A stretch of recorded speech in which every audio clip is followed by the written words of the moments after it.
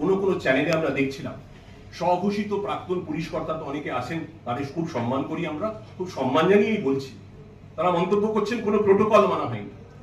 কোনো কোনো চ্যানেলের সঞ্চালক বলছেন এটা প্রোটোকল মানা হচ্ছে না। কিসের প্রোটোকল মানা হয়নি?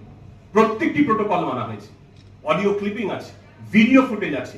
বারবার হাজারবার পুলিশ অনুরোধ করছে দয়া করে শান্তিপূর্ণ থাকুন, মানুষগুলোকে বেরোতে দিন যারা আটকে আছেন।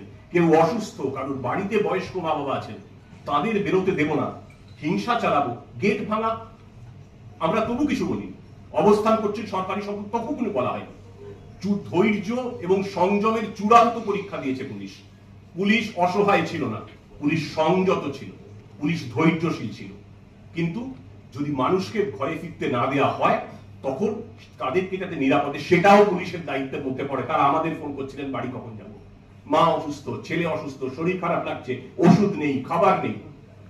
তখন যেটা প্রয়োজনীয় পদক্ষেপ বলে আমরা মনে করেছি, সেই পদক্ষেপ আমরা নিয়েছি।